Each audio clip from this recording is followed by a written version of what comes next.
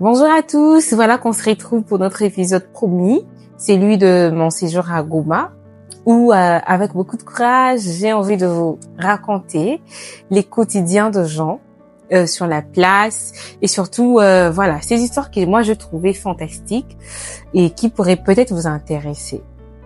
Je m'appelle Victorine Toussi et bienvenue sur ces grands plateaux d'Afrique pour un développement durable.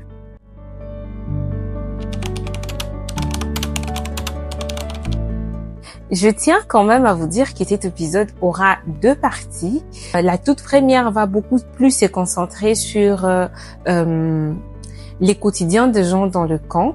La deuxième, voilà, ça sera la généralité de la vie de la population sur Goma, dans la ville de Goma, voilà. En parlant de la première partie, j'aimerais quand même notifier que ce n'est pas seulement une histoire que je veux vous raconter ou encore une narration d'un vécu momentané, mais c'est une réalité du quotidien d'une partie de la population de ma ville natale.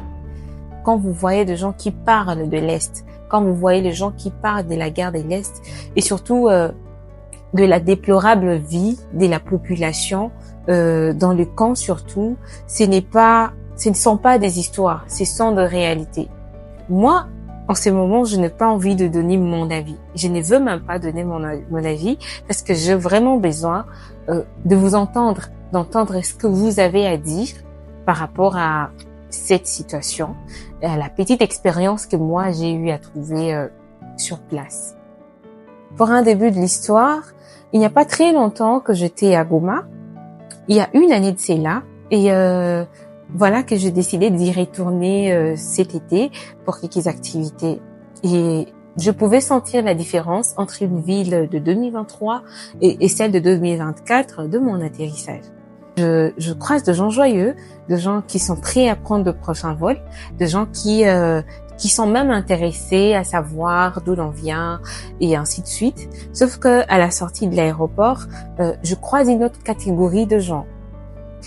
Je croise une troupe de gens qui demandent à boire et à manger. Très différent de l'année passée, parce que cette fois, ce sont de petits enfants en troupe, ce sont de réfugiés. Et quand je demande à mon chauffeur pourquoi ces filles et ces garçons ont seulement choisi l'aéroport comme endroit où ils peuvent demander quelque chose, il me dira non, ce n'est pas seulement à l'aéroport, ces gens ils sont partout dans la ville. Ce n'est pas les seuls groupes, il y a plein de groupes de gens pareils. Tu vas les croiser, Vika, crois-moi, tu vas les croiser. C'est devenu ça, les quotidiens de notre ville. Donc, après quelques jours de mon installation, je ne sais pas comment contredire mon chauffeur et avec les activités que nous avions avec nos organisations, nous sommes partis à la recherche de ces jeunes, surtout dans différents coins de la ville où on a érigé pour eux quelques abris, communément appelés camps de déplacés. Alors, dès nos premiers pas dans le camp de déplacés, on était capable de remarquer les manques. En tout cas, la plupart. Commençons par les abris qui, pour certains, sont érigés avec le moustiquaire. Pour d'autres, en tout cas, avec des tissus qu'on appelle communément pagnes. Et gracieusement, pour certains, c'est érigé en bâche. De ces faits, je ne sais pas comment imaginer passer de nuit et des nuits sous un moustiquaire ou bien sous une bâche ou encore sous un toit en tissu de pagne. Et c'est là qu'il pleuve ou bien qu'il neige, qu'il fasse beau ou bien qu'il fasse froid. Vous n'allez pas alors vous imaginer les niveaux de vie lorsque une goutte d'eau coûte de l'or. Dans les camps de déplacés, il y a très peu d'installations sanitaires, il y a très peu de points d'eau, surtout que ceux qui s'y trouvent ne sont que périodiquement opérationnels. En voyant c'est à ces moments que je réalise que la plus grande souffrance de ces gens réside dans le souvenir. Les souvenirs parce que ils n'avaient pas 1000 questions à se poser pour justement aller puiser de l'eau au prix d'une source. Vous savez, dans mon métier d'activiste humanitaire, je n'ai jamais vu une aussi grande masse de la population concentrée en un seul endroit. Ils sont de milliers, filles, femmes, enfants, garçons, vieillards, dans cette situation déplorable. Et cette fois-ci, avec l'organisation C'est aussi l'Afrique, nous avions une mission dans les cadres du festival Saïdia. Pour le départ, l'idée était bonne, l'initiative est même bonne, la cible aussi elle est bonne, mais des loin très satisfaisante parce que au premier cri, le bénéficiaire sollicite, réclame, insiste et parle de la paix et seulement la paix.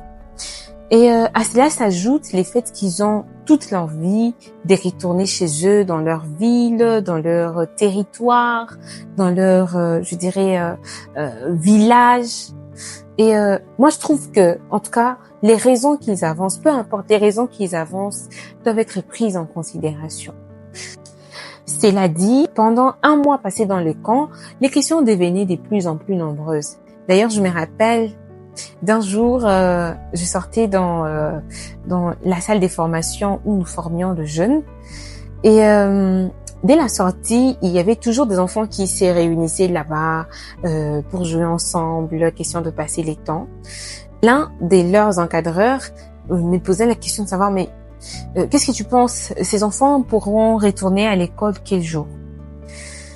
C'était à la veille de la rentrée scolaire, pendant ces temps où dans la ville tout est chaud. Les gens vont se précipiter pour acheter les uniformes, les fournitures scolaires pour les enfants. Mais cette douleur de savoir qu'il y a d'autres qui n'ont même pas cet espoir de retourner au banc d'école. Je me rappelle avec mon collègue, on s'est regardé et on ne savait pas quoi dire, quoi répondre sur cette question. Et on ne savait seulement dire que voilà, ils doivent espérer. Ils doivent espérer. En parlant de l'espoir, il nous arrivait de discuter avec les jeunes sur des sujets semblables, sur la guerre, d'où, par des faits surprenants, c'était très remarquable que les jeunes maîtrisaient beaucoup plus l'heure, les jours, le mois, bien sûr la date à laquelle ils ont fui la guerre, que même leur jour de naissance.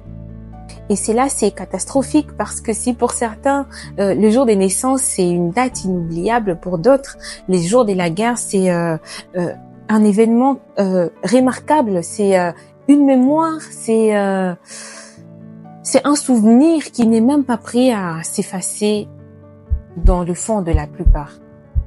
Vous savez, dans l'imaginaire de la guerre, souvent on ne voit que les éclatements de bombes, les coups de balles, les déplacements massifs de population. Sauf qu'à la suite de cette imagination, nombreux ignorent la survie de cette population.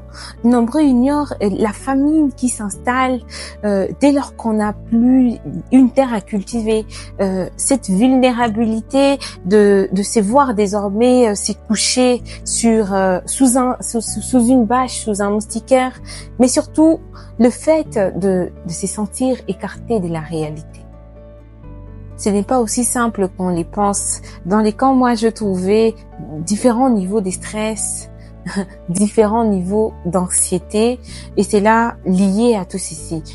Ça m'a poussé à comprendre et à croire encore que parmi les grandes conséquences de la guerre, la forte déploration de la santé mentale chez les jeunes, chez le vieillard, chez le maman, le papa, chez toutes ces personnes dans le camp, est une chose à prendre en considération. Et cela se place à un rang très signifié. Et donc, actuellement, à Goma et ses alentours, sont érigés plusieurs camps, en tout cas plus de 10. Et vu que tout le monde ne peut pas faire une activité là-bas et survivre de ça, la plupart des filles vont se livrer à la prostitution et certains garçons vont se livrer au banditisme. D'où il y a cette déploration aussi remarquable au niveau de la sécurité de la ville, mais également au niveau de la santé sexuelle et reproductive chez les femmes, parce que c'est à ces moments qu'il y a beaucoup plus de maladies sexuellement transmissibles qui vont se propager de ça et là à cause de ces genres des activités. Vous comprendrez alors que dans cet entassement de la population, dans les camps déplacés, il n'existe que la survie. Il existe la violence, il existe la violence sexuelle, les violences sexuelles d'ailleurs, et en quelque sorte c'est un déséquilibre social et qui est présent dans tous les camps de la ville.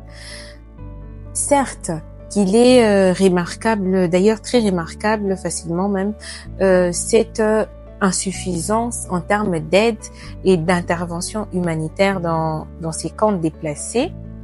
Mais je peux pas finir cet épisode sans pour autant remercier ces initiatives, organisations, mais également mobilisations locales, provinciales, nationales, internationales, qui font tout, tant soit peu, pour intervenir pour le bien de cette population en souffrance. Pendant ces temps, je me suis aussi rendu compte que il est très important, oui, de parler de la situation de l'Est, mais sincèrement, il est aussi primordial de prendre des agirs, de prendre des bonnes initiatives, surtout pour intervenir pour ces gens qui sont dans des situations déplorables. De ces faits, moi, je ne cesserai de vous inviter, en tout cas, à prendre part à toutes ces initiatives que vous allez trouver, peu importe qu'elles soient locales, mais qui ont le but d'intervenir pour les déplacer, d'apporter quelque chose pour eux, je dirais, en termes d'aide, en termes d'assistance, en termes de formation, c'est toujours important. D'ailleurs, sans oublier, avec l'organisation C'est aussi l'Afrique, nous sommes en train d'organiser déjà la 2e édition du festival Saïdia, dans laquelle va se passer presque les mêmes activités comme la première édition, mais où on va beaucoup plus se concentrer sur ces formations, on va se concentrer aussi sur l'entraide, tout ce qu'on peut apporter pour ces femmes enceintes et pour ces enfants qui n'ont rien du tout comme habillement ou bien nourriture à manger. Et n'hésitez pas d'aller vous renseigner davantage sur notre site web ou bien encore sur nos réseaux sociaux pour ne pas louper toutes ces occasions de participer à l'aide et l'entraide pour la population de Goma. Donc, c'était, je peux pas tout dire sur sur ce qui se passe là-bas, mais quand même, ces moments qui m'ont beaucoup touchée et auxquels j'ai moi-même assisté, je préférais les partager avec vous en insistant sur les faits que nous devons trouver et comprendre que c'est une réalité, ce qui se passe à l'est de la RDC. Ce ne sont pas juste des historiettes ou bien de narration, comme je l'ai dit au début. C'est une réalité que nous devons prendre en considération.